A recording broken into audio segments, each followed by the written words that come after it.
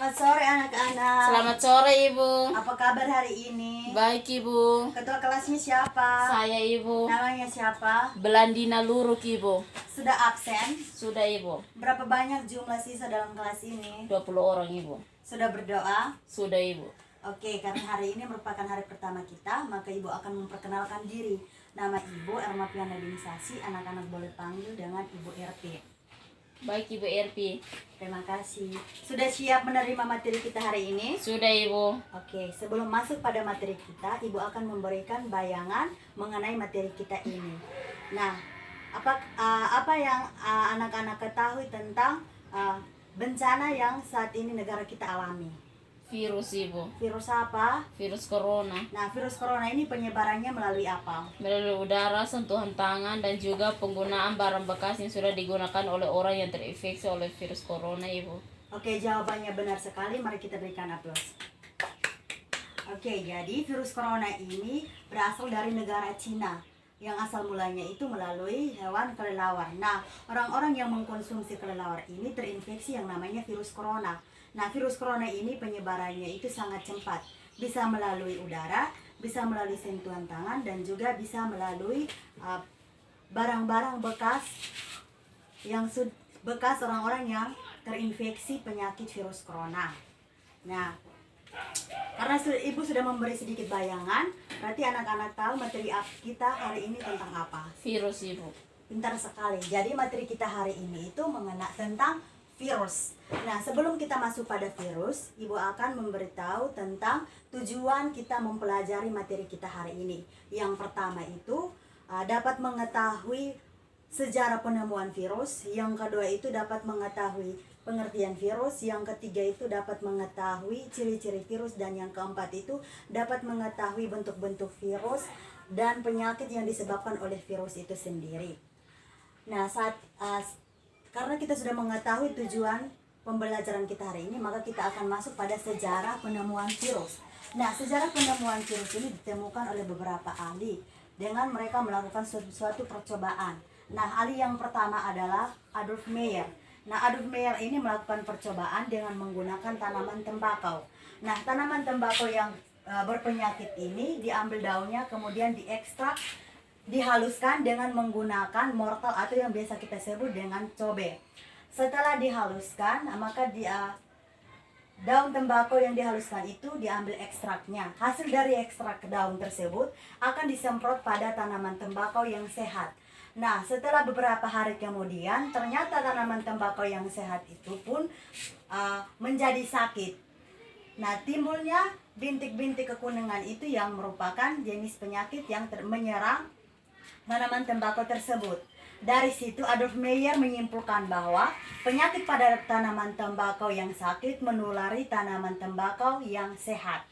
Nah, ahli yang kedua adalah Dmitri Ivanovsky. Nah, Dmitri Ivanovsky ini berkebangsaan Rusia. Dia juga melakukan percobaan yang sama dengan tanaman yang sama, yaitu menggunakan tanaman tembakau. Nah, tanaman tembakau ini kemudian dihaluskan.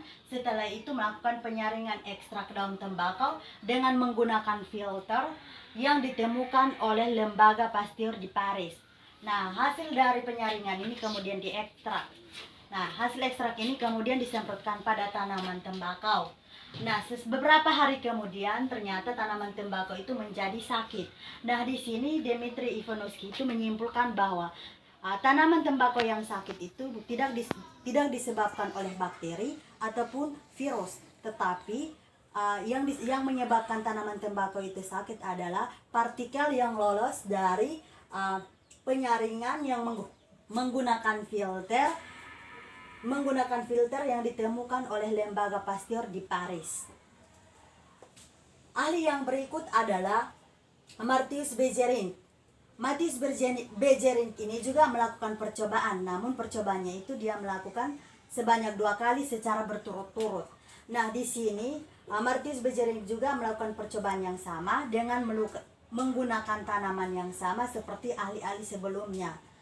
Nah, Matthias Beijerinck ini mengambil daun tembakau, kemudian dihaluskan menggunakan mortal, dan setelah itu diekstrak. Hasil ekstrakan tersebut disemprot pada tanaman tembakau yang sehat. Beberapa hari kemudian ternyata tanaman tembakau itu pun menjadi sakit.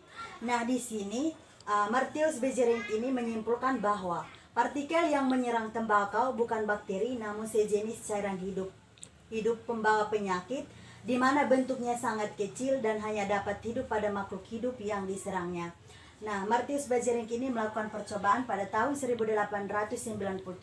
Dia adalah seorang ahli mikrobiologi berkebangsaan Belanda.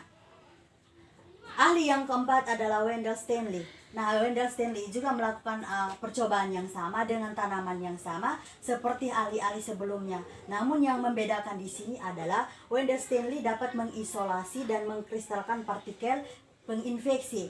Nah, partikel tersebut itu dinamakan dengan TMV atau Tobacco Mosaic Virus. Wendell Stanley ini melakukan percobaannya pada tahun 1935.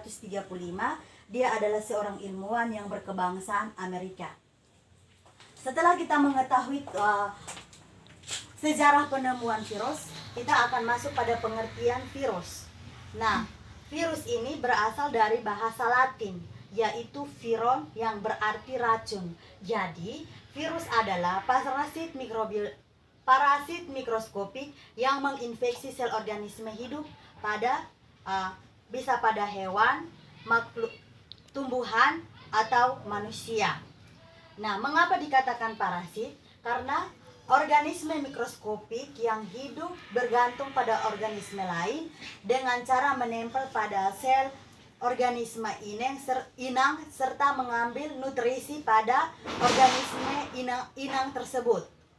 Mengapa dikatakan mikroskopik? Mikro artinya kecil, skopik artinya ukuran. Jadi, mikroskopik adalah sesuatu bentuk atau ukuran yang sangat kecil yang tidak dapat dilihat dengan kasat mata atau mata telanjang, tetapi hanya dapat dilihat dengan menggunakan alat bantu seperti mikroskop. Tadi itu merupakan pengertian dari virus. Sekarang kita akan masuk pada ciri-ciri virus. Nah, virus ini juga memiliki ciri-ciri. Ciri-ciri yang pertama itu adalah aseluler. Mengapa dikatakan aseluler? Karena tidak memiliki organesel seperti pada bakteri. Yang kedua itu parasit obligat. Parasit obligat itu virus hanya dapat hidup dan bereplikasi dengan organisme lain dengan cara menempel pada tanaman organisme lain, organisme inang, dan mengambil nutrisi dari organisme tersebut. Ciri yang berikut adalah makhluk hidup peralihan. Makhluk hidup peralihan ini dibagi atas dua, yaitu benda mati dan benda hidup. Benda mati itu karena virus dapat dikristalkan oleh ahli kita yang bernama Wendell Stanley. Setelah itu benda hidup karena virus ini dapat hidup dan dapat mereplikasi dengan memperbanyak dirinya dengan mengambil nutrisi dari inang sel organisme lain. Ciri yang berikut adalah ukurannya mikroskopik. Mikroskopik artinya sangat kecil. Ukurannya itu dari 20 sampai 300 milimikron. Dan tidak dapat dilihat, karena begitu kecilnya tidak dapat dilihat dengan menggunakan kasat mata, tetapi hanya dapat dilihat dengan menggunakan alat bantu, yaitu mikroskop. Yang berikut adalah memiliki asam nukleat DNA atau hanya memiliki satu asam nukleat, yaitu DNA atau RNA. Yang berikut adalah kita masuk pada bentuk-bentuk virus. Nah, bentuk-bentuk virus ini ada 4, di mana yang pertama itu berbentuk batang. Nah, anak-anak boleh lihat bentuk batang itu seperti ini. Nah, bentuk batang ini juga memiliki beberapa bagian, di mana bagiannya yang pertama adalah memiliki satu asam nukleat DNA, yang kedua itu memiliki kapsid, yang ketiga itu memiliki kapsomer sebagai penyusun protein. Salah satu contoh dari bentuk batang adalah TMV atau Tobacco Mosaic Virus. Tobacco Mosaic Virus ini dia menyerang pada tanaman, salah satu tanaman yaitu tanaman tembakau. Yang kedua adalah bentuk polihedral. Nah, bentuk polihedra itu adik-adik, anak-anak boleh melihatnya bentuknya seperti ini. Nah, salah satu contoh dari polihedra ini juga memiliki beberapa bagian yang sama seperti pada bentuk batang, yaitu memiliki satu asam nukleat yaitu DNA, memiliki kapsid, memiliki kapsomer sebagai penyusun protein. Salah satu contoh dari polihedra adalah adenovirus. Nah, adenovirus itu bisa terjadi flu dan batuk pada anak-anak. Nah, adenovirus itu juga dapat mengurangi kekebalan tubuh pada manusia. Nah, virus yang ketiga adalah bentuk bola. Nah, virus bentuk bola itu seperti ini. Nah, virus bentuk bola ini juga memiliki bagian yang sama seperti pada bentuk virus lainnya, yaitu memiliki satu asam nukleat RNA, memiliki kapsid, dan juga memiliki kapsomer sebagai penyusun protein. Salah satu contoh dari bentuk bola ini adalah HIV, Human Immunodeficiency Virus.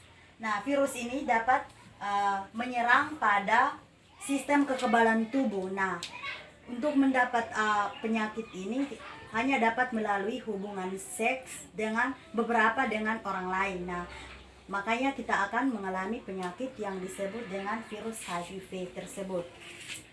Virus yang kelima adalah virus kompleks. Nah, mengapa dikatakan virus kompleks? Karena virus ini sudah sudah lengkap atau sempurna, di mana sudah memiliki kepala, leher, asam nukleat, selubung ekor, leher penghubung, serabut ekor, dan jarum penusuk. Nah, bagian-bagian ini, kepala itu terdapat kapsid. Nah, kapsid itu berada pada selubung luar virus yang mengandung banyak protein yang disebut kapsomer. Yang kedua adalah leher. Nah, leher ini sebagai penghubung antara kepala dan ekor.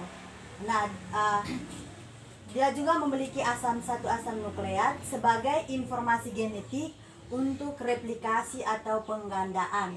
Yang berikut adalah selubung ekor. Nah, fungsi dari selubung ekor itu untuk melindungi serabut ekor. Nah, serabut ekor sendiri itu fungsinya itu untuk menempel pada inang atau sel organisme lain. Sementara jarum penusuk itu untuk menempel dan mengambil nutrisi pada sel organisme inang tersebut. Nah, tadi itu merupakan bentuk-bentuk virus.